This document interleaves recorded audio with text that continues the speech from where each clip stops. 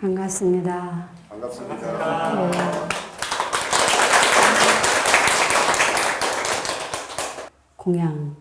공양, 우리는 보통 밥을 먹는다 그러면 우리는 뭐라 그러죠? 식사라고 이야기하죠.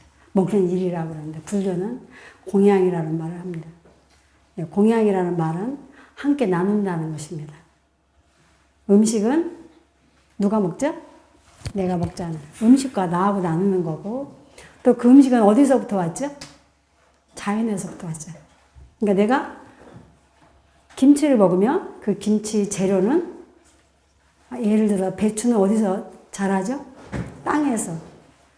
물을 먹고 햇빛을 받고 바람을 통해서 자연의 생명을 통해서 자랍니다.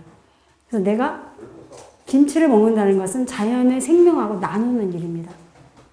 자연의 생명들이 맑고 건강할 때 좋은 식재로, 그 좋은 식재로는 나를 만들기 때문에 내가 어떻게 음식을 선택해서 먹느냐, 나한테도 필요하지만 자연의 생명하고 연결되기 때문에 공양이라는 말을 했습니다. 제가 좀 요새 바빠가지고 가일에도 준비했어야 되는데 그나마 이제 막 외국 스님들이 저희 집에 와서 며칠을 계셨어요. 그 독일 사람인데 일본으로 출가를 했어요. 사찰 음식 강의를 듣고 저는 딱 붙어갖고 제가 어제 오늘 바쁘니까 지금 안 오고 이제 내일서부터 또 붙는다고 했는데 그러느냐고 제가 가일집을 못하고 떡만 준비해 갖고 왔습니다. 떡 많이 드셨죠? 떡을 언제 드셨죠? 집에서 떡 먹은 게, 예? 잔칫날. 또 어느 때 먹었죠? 제삿날. 예. 우리는 슬플 때나 기쁠 때나 항상 떡이 함께 있습니다. 그 이유는 뭐냐면 떡은 뭘로 만들죠? 쌀로 만들잖아요. 그죠? 흩어진 쌀을 담가서 빠서 떡을 찌면 하나가 됩니다.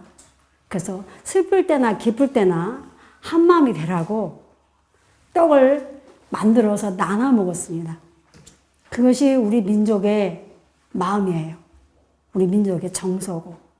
그래서 우리 또 어릴 때 그 생일날 무슨 떡 해주셨죠? 수수팥떡. 수수팥떡 왜 드셨죠? 오래 살라고. 또 애군을 한다고. 그 이유는 수수가 뼈를 튼튼하게 해줍니다. 그래서 어릴 때 뼈가 형성되는 10살 때까지 수수팥떡을 해서 생일날 먹이는 거예요. 나이가 먹으면 떡이 소화가 안 돼요. 그래서 그 떡을 안 만들고 수수 갖고 고추장을 담아요. 그래서 어른 스님이 계시거나 집안에 어린이 계신 데는 수수로다가 본래 고추장을 담가서 먹는 겁니다. 또 동짓날은 뭐 드셨죠? 팥죽. 팥죽 왜 드셨어요? 예. 그러니까 귀신이 어디 있는지 저도 봤으면 좋겠어요. 예. 예. 경전에 보면 부처님이 몸 안에 냉기가 드실 때 제자들한테 팥죽을 먹게 하셨어요. 팥하고 찹쌀하고 생강하고 깨를 넣어서 죽을 끓여서 먹고 몸 안에 냉기를 뺐습니다. 예. 입동이라는 것은 겨울이 시작됐다 소리고 동지는 추운 겨울이 시작됐다 소리입니다. 근데 겨울에 추면 뭐죠? 몸이 온도가 내려가니까 면역력이 떨어졌을 때 팥죽을 먹으니까 몸 안에 냉기가 빠져나가니까 온도가 올라가니까 어떻게 생겼죠? 면역력이 올라갔어요. 근데 우리의 그 조상님들, 어르신들은 과학적이고 의학적인 용어를 모르니까 그래 액 때문에 한다, 넘어지지 말라, 장수해라 이런 말로 표현을 했습니다.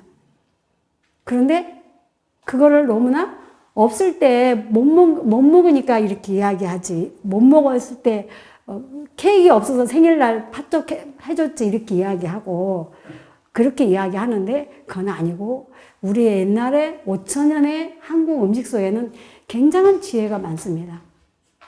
그렇다고 해서 과학적이고 의학적인 용어가 그 표현을 못했다고 해서 그 음식을 무시해서는 안 된다는 거예요.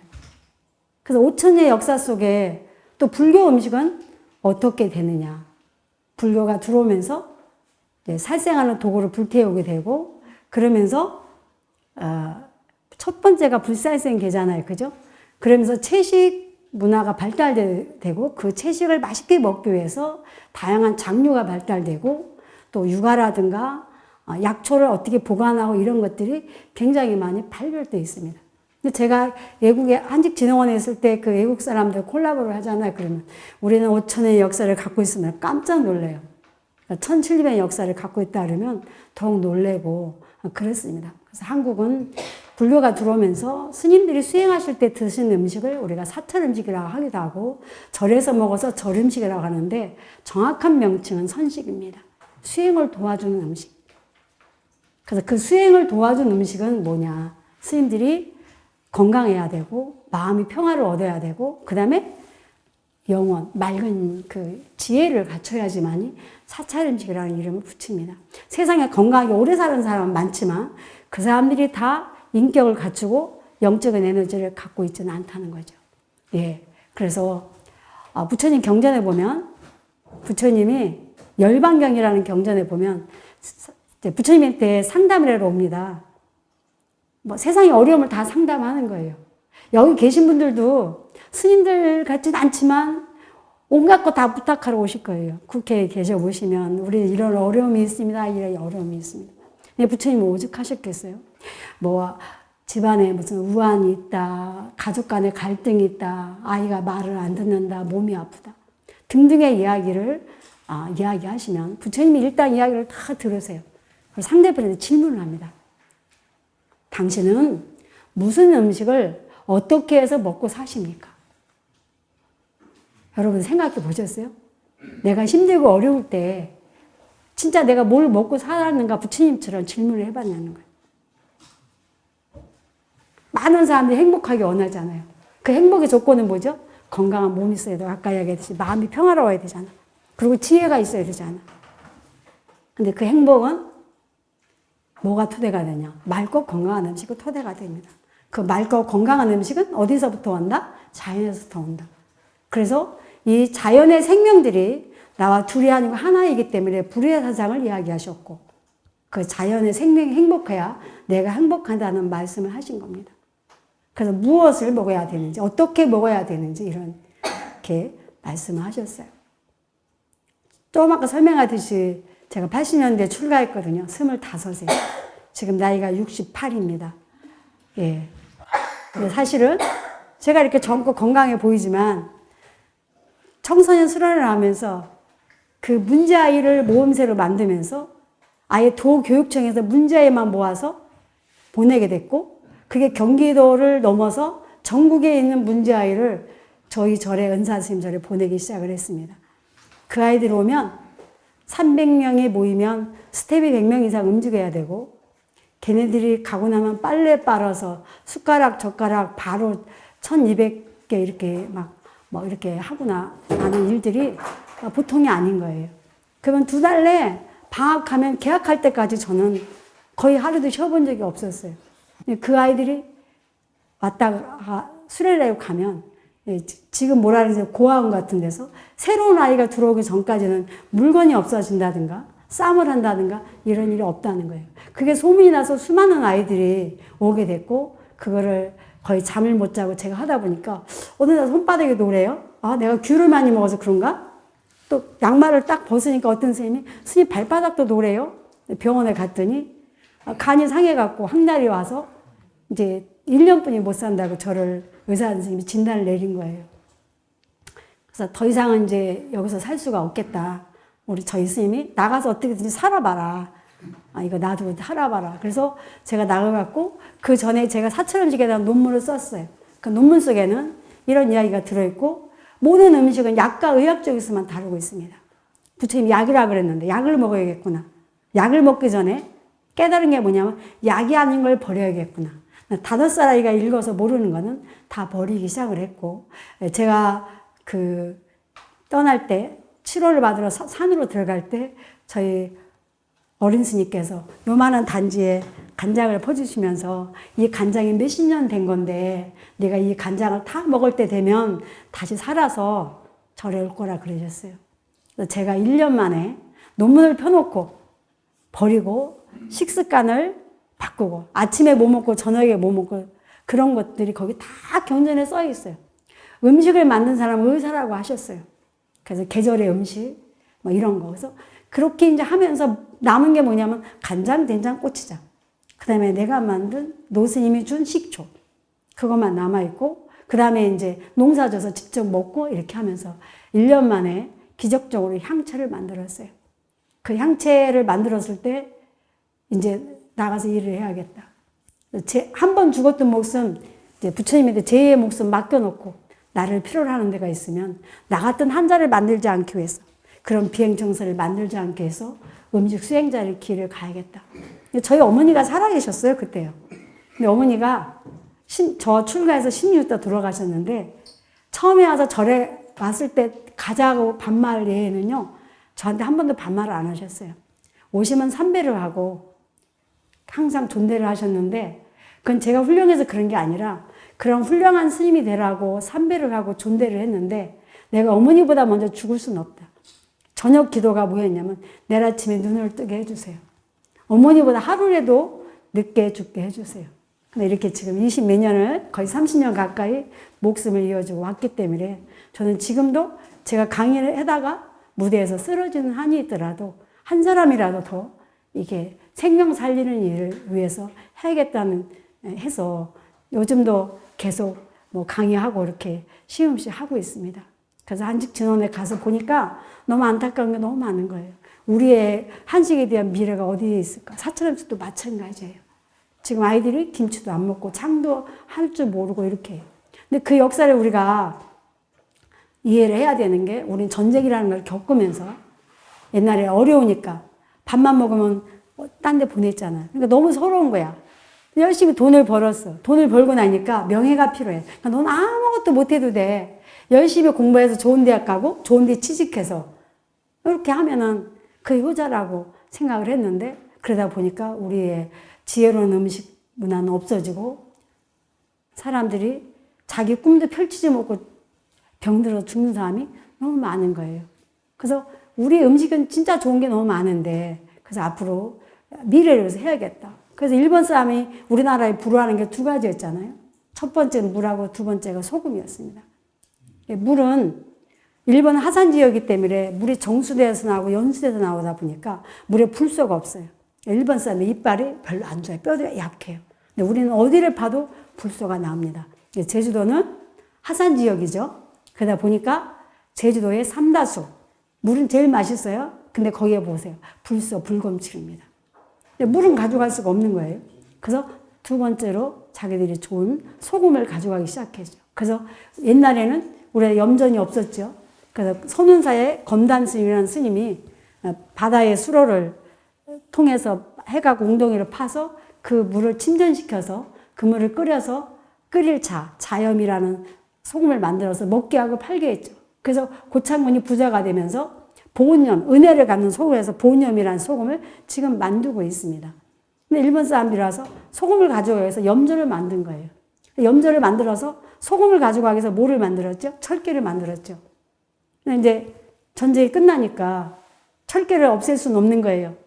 사회적인 이목이 있으니까. 그래서 없앤 게 염전이었죠. 그래서 돈을 염전밭에다 1억씩 주고 염전밭을 업지기 시작했죠. 기업을 통해서, 한국의 공무원을 통해서 그렇게 했죠.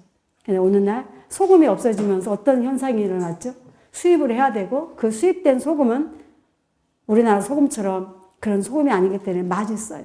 그 소금의 맛을, 쓴맛을 숨기기 위해서 첨가제를 집어넣고 이렇게 하다 보니까 옛날에 없던 파킨스병, 뇌결핵병들이 굉장히 많이 생기게 되고 정신분열증이 생기게 되고, 이렇게 지금 우리의 역사 속에 너무나 슬픈 역사들이 굉장히 많이 있습니다.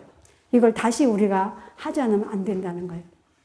그래서 어쨌든 불교는 이 세상의 모든 생명이 나와 둘이 아니고 하나이기 때문에 우리가 살고 있는 세계를 우주 안에 유정, 아픔을 느끼는 생명에, 또 무정, 아픔을 느끼는 생명체가 많은 생명이라서 중생이라 그러고 자연이라 하는데, 걔가 나와 둘이 아니고 하나라는 생명관을 갖고 있잖아요. 그래서 유마거사가 어느 날 아프다고 공포하니까, 아니 생사를 초월한 도인이 왜 아프다 그러니까 유마거사가 뭐라 그랬죠? 중생이 아파서 내가 아프다 그랬어요. 땅이 아파서 내가 아프고 물이 아파서 내가 아프다는 말을 했습니다. 동물도 사실 나와 둘이 하냐고 하나이죠. 그래서 제가 당 얘기를 많이 합니다. 닭은 본래 십몇 년을 살잖아요. 근데 사람들이 욕심내서 어디다 가다 놓고 키웠죠? 양계장에다가. 그러니까 스트레스 받으니까 면역력이 떨어지니까 향생도 줘야 되고 또 빨리 키우기 위해서 십몇 년 키우는 거를 1년도 안 키우고 열흘 만에 잡는 닭도 있답니다.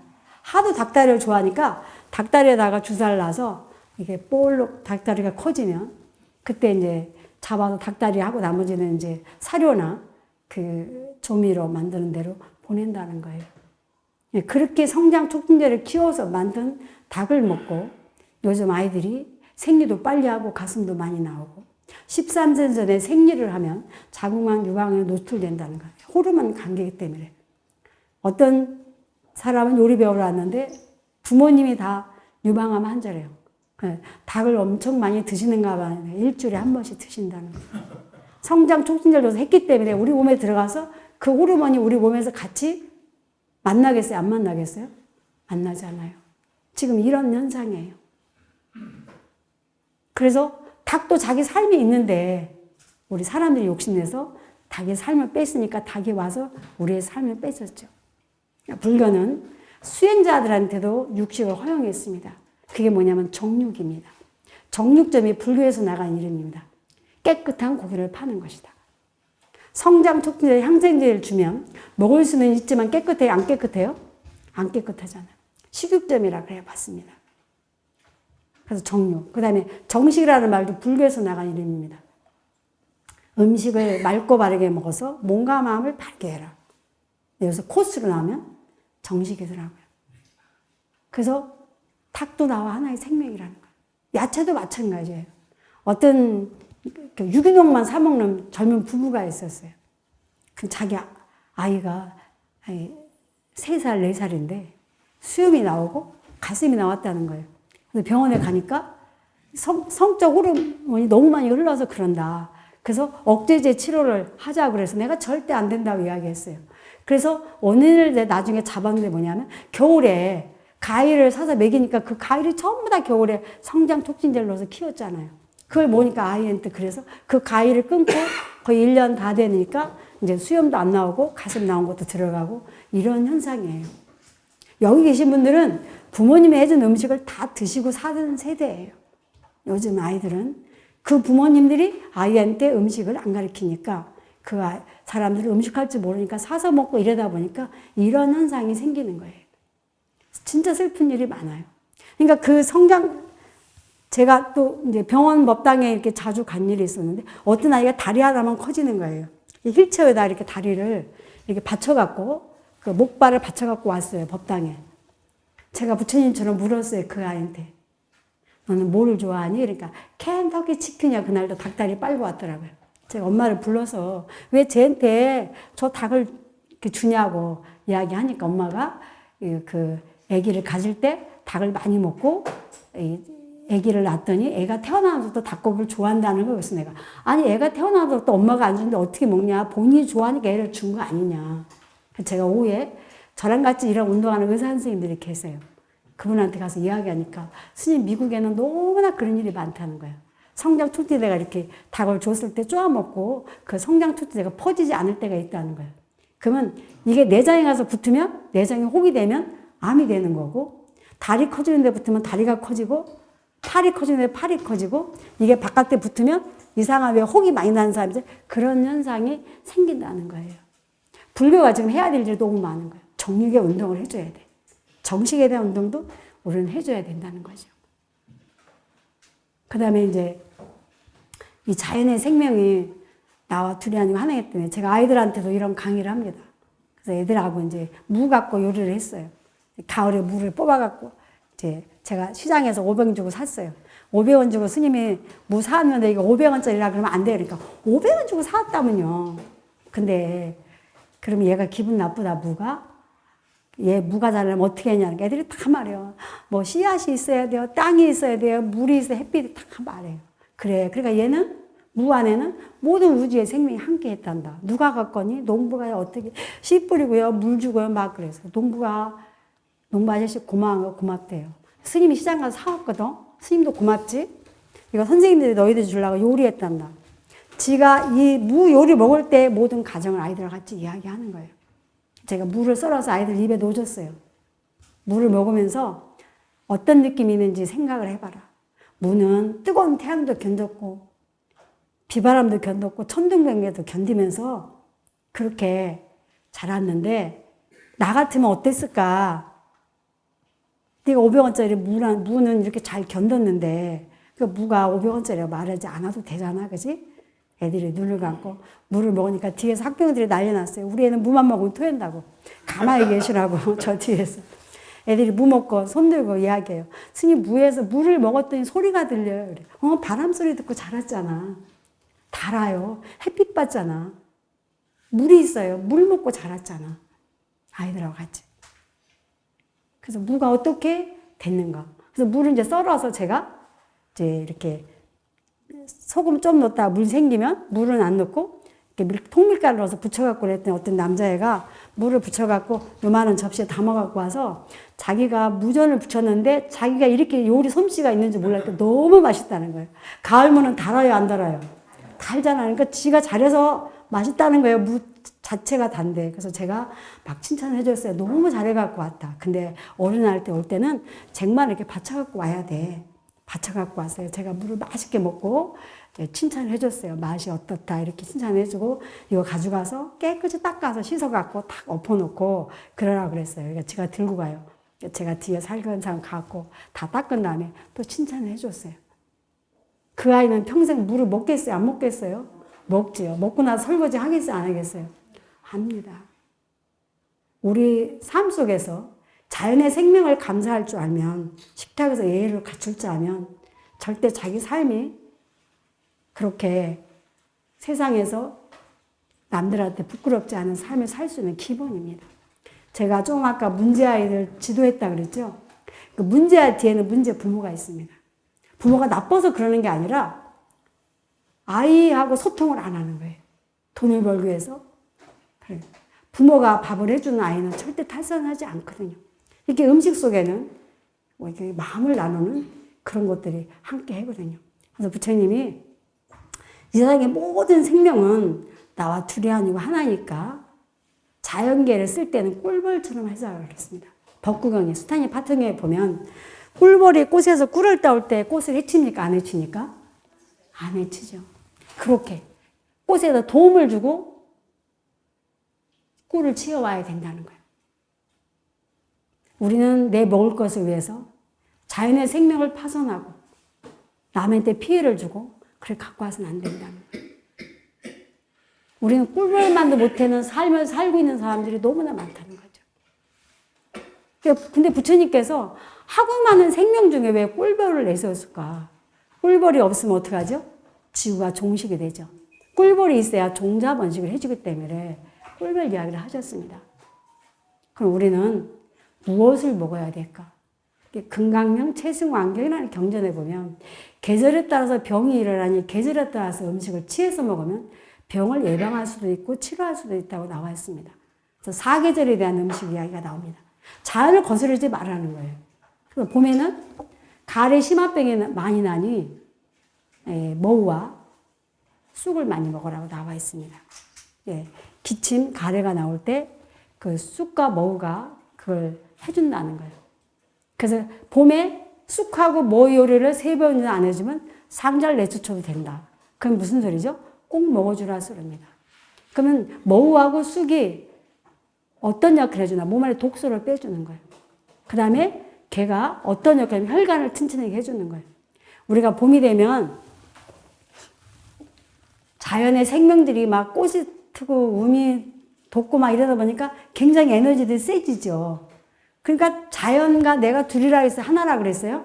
하나이잖아요. 그러니까 자연의 생명들이 에너지를 뿜어내니까 나도 자연의 일부기 때문에 일도 안 하고 운동도 안 하는데 봄이 되면 많이 피곤해요. 우리 그걸 뭐라 그러죠? 춘곤증이라고 하잖아요.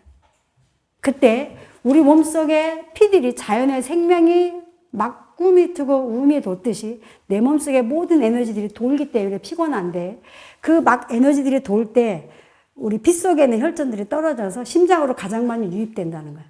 그래서 우리 핏줄을 끌어들여 갖고 늘어뜨리면 지구의 2바퀴 반을 돈다는 거예요. 그래서 어디 피목이 잘 든다든가 눈에 핏발이 잘 든 사람은 앞으로 내 혈관의 심혈관을 조심해라 그랬어요. 경전에 다 나와 있어요, 이게. 제가 의사 아니에요. 예. 그래서 그렇게 해라. 그래서 그 쑥하고 모우가 혈관을 튼튼하게 해주는 거예요. 우리가 호수가 약할 때 수압이 세버리면 호수가 터져요, 안 터져요? 터지죠.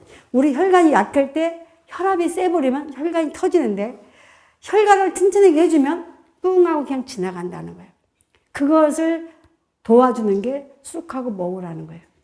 그러니까 열이 많은 사람은 쑥을 많이 먹으면 열이 상승해갖고 병이 납니다. 뭐 좋다고 드시는 게 아니에요. 내 몸에 맞춰서. 이런 이야기들도 경전에 다 나와 있어요. 그래서 우리나라의 그 도기봉암을 쓴 허준 선생님이 스님들한테 다니면서 물어갖고 썼다는 거예요. 예. 그리고 여름에는 이제 열이 많이 나니까 이제 제일 좋은 음식이 이제 미끈미끈한 거, 보리밥. 그 다음에 뭐 가지, 상추 이런 것들 다 미끈미끈하잖아요. 여름에 제일 좋은 음식은 상추 쫑으로 만든 음식이에요. 그래서 상추 불뚝전, 상추 불뚝김치라고 이야기해요. 그러니까 사람들이 왜 불뚝이라고 이름 붙여야 하니까 기운이 불뚝 솟는다 그러니까 아 장어나 닭을 먹어야지 뭐 그거 먹고 불뚝 솟느냐 그러는 거예요. 여름에 더우면 가슴도 답답 머리도 아프고 소화가 안 되잖아요. 근데 상추는 열을 식혀줘요. 그 다음에 소통을 시켜줘. 그 다음에 딱 따면 뭐가 생기죠? 하얀 진이 면역물질을 넣어주는 거예요. 우리가 너무 힘들 때 너무 고단백 먹으면 기운이 있어요, 없어요? 더 없어요. 근데 우리 몸에서 적응할 수 있는 에너지를 주는 음식을 먹는 거예요. 이게 일반 음식하고 사찰 음식하고 틀린 점이 바로 그런 거예요. 지금 이 상태에서 어떤 음식을 어떻게 주느냐. 의사는 아까 그 음식을 만든 사람은 의사와 같다는 이야기가 바로 그런 거거든요. 예, 그래서 이제 여름 되면 상추로 만든 음식을 그렇게 먹게 했어요. 근데 이렇게 이제 계절의 음식을 먹게 하다 보니까 이제 가을에는 이제 황열병이 날 때는 연애, 줄기와 이파리를 먹으라 그랬어요. 그러니까 연애에 대한 이야기가 굉장히 많아요. 예. 그리고 겨울에는 세 계절의 병이 한꺼번에 나니 세 계절의 음식을 먹어라. 그래서 9가지 나무가 오곡밥을 스님이 제일 먼저 세상 밖에 내놨다는 거예요. 오늘 시간이 없으니까 그 얘기를 다 못하는데 우리가 계절 음식을 하게 되면 비누하우스에 농사를 안 줘도 되죠. 그죠? 그리고 온난화의 주범도 맡게 되고 모든 야채는 그 계절에 맞춰서 나와서 자랄 때, 견딜 때 내가 그걸 먹고 견딜 수가 있는 거예요. 비누하우스에 농사를 짓게 되면 온난화의 주범도 내고 공기도 안 좋고 그래서 성주에 참외가 많이 나오는데 지금 참외가 아직 열리지도 않는데 벌써 끝났잖아요. 우리가 참외를 먼저 사 먹기 때문에 그래. 근데 그 비누하우스에 참외 농사를 짓던 분들이 아파서 돌아가시면 다 암으로 돌아가신다는 거예요. 우리가 제철이 아닌 참외를 사 먹으면서 농부의 생명도 뺏는 거예요. 그러니까 너 뭐 먹고 사느냐 부처님이. 우리는 참외한테도 물어봐야 되는 거야. 너 뭐 먹고 살았는가. 비누하우스에서 억지로 설탕 먹고 자랐는지 비료 먹고 자랐는지 물어봐야 되는 거야. 닭한테도 물어봐야 되는 거야. 나한테도 물어야 되고. 그래서 어떤 계절의 식재료를 사용하는 것이 첫 번째입니다. 저는 1년을 안 배우면 수료증을 안 줘요. 부처님 말씀에 따라서 계절 음식을 해야 된다. 봄, 여름, 가을. 우리 여름 되면 콩국수 많이 먹죠. 콩이 냉한 단백질이에요. 고기는 기운을 얻어서 고기고 조기는 기운을 도와줘서 조기예요. 그래서 교도소에 나오면 두부를 주는 이유가 열을 좀 삭혀서 범죄 저지르지 말아라. 두부가 단백질도 주면서 열을 삭혀주는, 이렇게, 올라가는 하를 삭혀주기 때문에 그러는 거예요. 근데 여름에 콩국수 먹고, 여름 지나면 콩국수 먹고 싶어요? 안 먹고 싶어요? 안 먹고 싶어요. 더우니까 냉한 단백질을 분해를 시켜주는데 여름이 지나면 걔가 소화가 안 되는 거예요. 요즘에 오이가 약이죠. 오이가 냉하니까. 근데 그 오이를 다른 계절에 먹으면 독이 되는 거예요. 그래서 바꿔서 요리 방법을 바꿔서 먹어줘야 되는 거예요. 제일 좋은 음식은 자연을 거스르지 말라고 부처님이 이야기하니까 제철의 음식입니다. 그럼 이 제철의 음식을 어떻게 우리가 해서 먹을 거냐. 약을 만들어서 먹어야 된다. 그러니까 약이라는 맛이 누구한테나 약은 아니라는 거. 사람마다 틀리기도 하고 또 우리 몸에 리듬이 있어요. 그래서 아침, 점심, 저녁이 있는데 이제 경전에 나와요. 아침에는 뇌가 활동하는 시간이다. 그래서 아침에는 맑은 음식을 먹어라. 스님들이 점심, 저녁 먹는 것은, 안 먹는 것은 용서를 해주는데 아침을 안 먹으면 집에 가락해요. 게으른 사람이고 지혜가 없다는 거예요. 그래서 제가 이 강의를 20년 전에 공무원 연수원에서 강의해갖고 아침을 먹는 아이와 아침을 먹지 않는 아이의 공부 수준을 검사한 적이 있었어요. 그래서 아침을 먹는 아이가 훨씬 머리가 좋고 공부 잘한다는 그런 것들도 만들었었어요. 낮에는 위장이 활동하는 시간이기 때문에 많이 먹어도 된다는 거예요. 그래서 우리는 하루에 한 끼니 부처님한테 올리는 거를 사시맞이라고 하는데 9시에서 11시가 위장이 활동하는 시간이기 때문에 부처님은 하루에 한 끼니를 그 시간에만 드신 겁니다. 저녁에는 간, 심장, 신장, 대장이 활동하는 시간이기 때문에 그 시간에 음식을 많이 먹으면 생체 리듬이 깨진다는 거예요.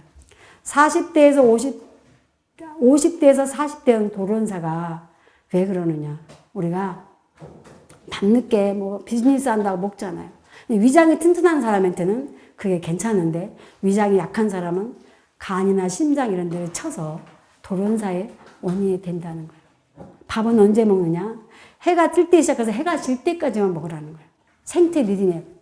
그리고 밤 10시 이전에 먹어라. 잠자기 2시간 전에 음식을 끝내야 된다는 거예요. 그러면 어떻게 되냐면 음식을 먹으면 낮에 50%를 먹는 겁니다. 아침, 저녁은 나머지 50을 갖고 3, 2로 나눠서 먹어야 됩니다. 왜 그러냐면 우리 몸에서 흡수를 못하기 때문에. 그래서 저녁에 해가 지고 난 다음에 음식을 많이 먹으면 그게 반뿐이 흡수가 되지 않는다 그러셨어요. 그럼 흡수 안 되면 뭐 어떻게 되죠? 흡수가 안 되면 찌꺼기. 그 찌꺼기가 그 인슐린을 써서 내장 비만을 만들기 때문에 부모들은 비만도 아니고 당뇨도 아닌데 지금 소아 비만, 당뇨가 많은 이유가 바로 애들이 밤늦게 너무 기름진 음식, 고담배, 고열량을 먹기 때문에 그렇습니다. 이 운동도 사실 해줘야 돼요. 그래서 제가 그걸 해갖고 KBS에서 광고를 해줬어요. 우리 집 냉장고는 10시 되면 문을 닫습니다. 그 광고를 한번 해줬어요. 이거 불교에서 해야 돼요. BTN에서, BBS에서 이렇게 경전에 있는 부처님의 삶을 우리 삶에서 실상할 수 있는 그런 걸 해줘야 되는 거예요. 예. 그래서 밤늦게 음식을 먹지 말고 이렇게 해라. 그래서 우리가 무엇을 먹어야 되고 어떻게 먹어야 되고 이런 삶 속에서 굉장히 되는 것 같아요. 그래서 저도 어쨌든 아침에 나갔다 저녁에 이렇게 늦게 들어가니까 밤늦게 음식을 먹고 그런 경우가 많고 아이들 지도하다 보면 밥을 굶을 때가 많아요. 그래서 폭식을 하게 되고 이렇게 해서 저도 이제 많이 아팠는데 어쨌든 우리 삶 속에 그 다음에 버려야 될 것. 뭘 먹느냐 중에 버려야 될 게 더 중요하다는 거죠. 부처님이 약이라는 말씀을 하셨기 때문에 우리는 약을 먹는 마음으로 음식을 만들어야 되고 약을 먹는 마음으로 음식을 또 대접을 해야 된다는 거죠. 제가 요리 가르칠 때 하는 이야기가 있습니다. 그 사람이 좋아하는 음식을 해주는 게 아니다. 그 사람이 좋아하면서 그 아이가 좋아하면서 그 아이 몸에 좋은 거, 그 사람 몸에 좋은 음식을 해줘야 된다는 거예요. 저는 이렇게 살면서 저는 요리사는 아닙니다. 요리사는 아니고 그래서 다행히 우리 할머니, 친할머니가 수락관에 궁녀셨어요. 그래서 개화기 때 나와서 둘이 사돈을 맺었어요. 우리 친할머니는 연세가 많았고 우리 할머니는 너희가 어리셔가지고 친할머니는 못 뵀어요. 그러니까 저는 효룡대군 17대 손이에요. 그래서 윤건능에서 제사를 지내면 뭐 한 가지라도 빠지면 제사를 안 지낼 정도로 그렇게 음식을 먹고 살았고 또 아버지가 독립운동 하셨는데 독립유공자를 못 받게 하셨어요. 그 당시에 다 나라 위해서 애썼으니까 그거 받으면 안 된다. 그래서 의술을 배우셔서 그 독립운동하다 다친 사람들을 아버지가 치료해 주면서 아버지가 어릴 때 독립 사람들을 치료해 주면서 아버지가 어디 아프면 이거 드세요. 이거 뭐 해서 드세요. 이런 것들이 귀담아 들었고 또 외할머니가 친손자 외손자 많은데 꼭 집어서 나는 죄를 짓고 살겠다 그래서 할머니가 어릴 때부터 음식을 해줘서 그때 배운 음식들이 제가 삶에서 토대가 돼서 요리를 가리키게 됐고 그랬지만 저는 사실은 요리를 가리키기 위해서 음식을 하는 게 아니고 이렇게 우리 생명 존중이 얼마나 우리 삶에서 소중한지 모든 생명이 나와 둘이 아니고 하나인 생명체를 우리가 삶 속에 알아야 되고 음식이 약인 줄 알아야 되고 그 다음에 한국 역사 속에 우리 불교의 음식이 수행식으로서 제가 청소년 아이들을 치유했고 그 다음에 지금 외국 사람들이 우리나라 김치를 다 좋아하는 건 아니에요. 파마늘 젓갈 냄새 때문에 우리 아이들도 안 먹고요. 또 외국 사람들이 그 냄새 때문에 싫어하는 사람 많은데 사찰 음식은 파마늘 젓갈이 안 들어갔고 외국 사람들이 너무 좋아해요. 저는 외국에 가서 한 번도 퓨전을 만든 적은 없습니다. 우리 전통적인 음식을 만들었습니다. 제가 2000년도 초에 독일에 행사를 갔는데요. 7년도인가 이렇게 갔는데 이제 문체부하고 외교부에서 이제 나가자 그래요. 그래서 제가 조건을 내세웠어요. 나는 음식만 가져가면 안 가겠다. 문화를 함께 가져가자. 그래서 이제 그 대웅전 꽃문살 사진을 찍은 간조 스님 작품을 판매를 해서 전시를 하고 그거를 커튼을 만들어서 스캔을 받아 쳤어요.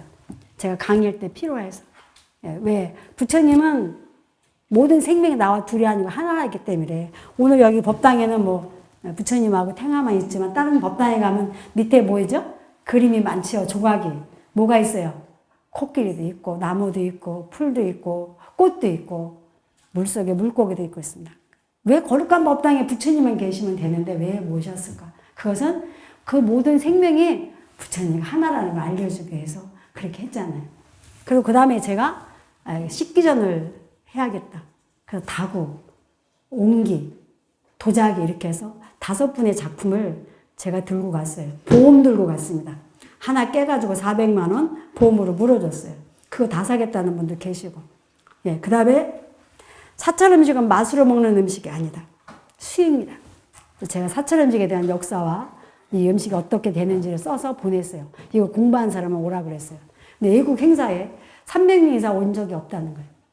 네, 보내고 나니까 400명이 접수됐다는 거예요. 네, 그러더니 좀 있다가 600명이래요. 그래서 다시 회의를 했어요. 그래서 500명 이상 오지 않을 것이다. 그래서 500명이 먹을 수 있는 식재료를 보름을 남겨놓고 배로 보냈어요. 보내고 나니까 800명이래요. 가기 전날 1000명이래요. 그래서 다 바락만 짊어지고 와라. 저는 외국 갈 때 세팅 그릇은 못 들고 가도 꼭 우리나라 그릇을 들고 갑니다. 도자기, 목기를. 앞에 요리 강의할 때는 그거를 꼭 쓰는 거예요. 제가 전시도 하고. 저만 가방 2개 들고 나머지는 막 일할 때 입는 옷 앞에 나가서 입을 조리복 2개 하고 속옷만 들고 와라. 예, 이렇게 했어요. 그래서 갔더니 공항에 갔더니 차지가 800만 원 가까이 나왔어요. 그래서 사정 해갖고 200만 원에 합의를 보고 그러고 이제 갔어요.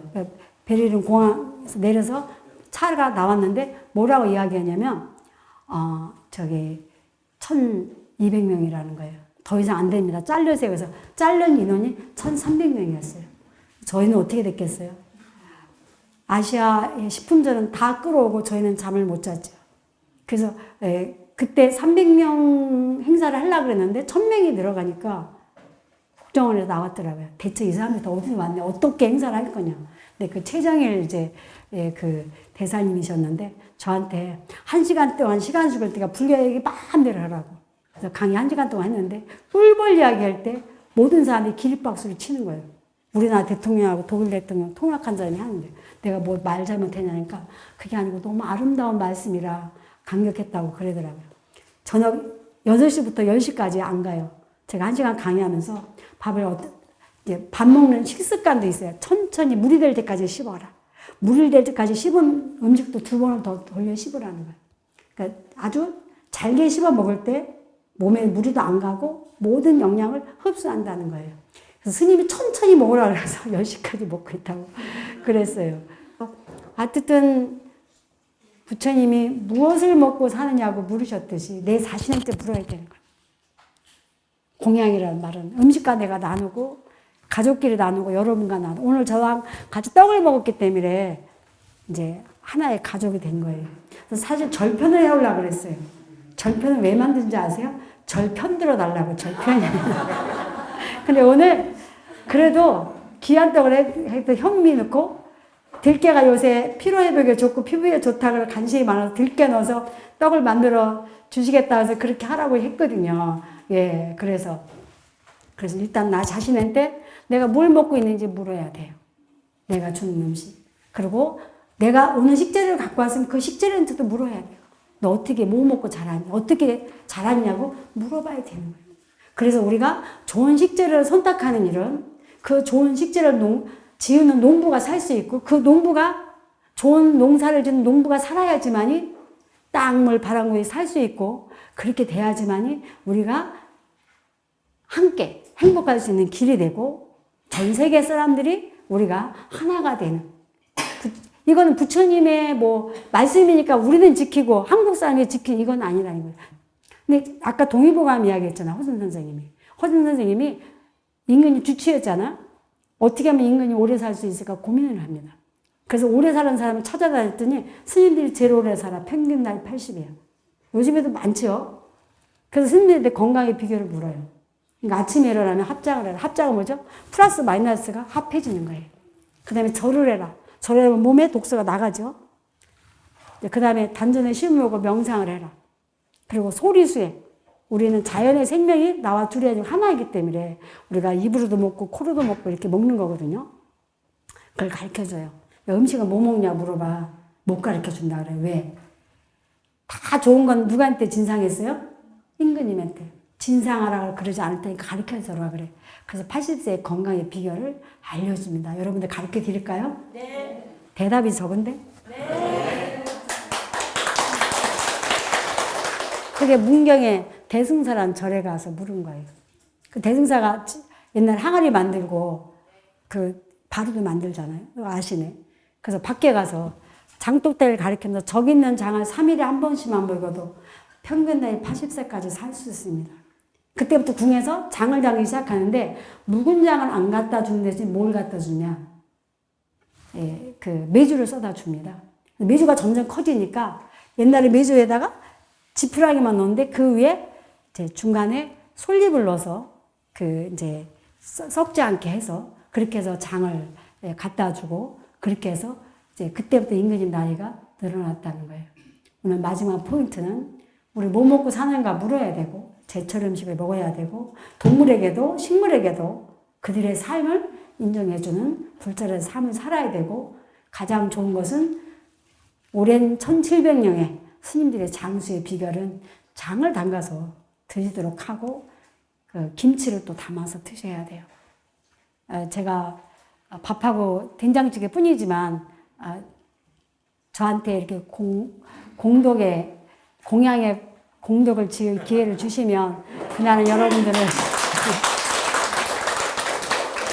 나의 부처님을 모시고 공양 시간을 갖도록 하겠습니다.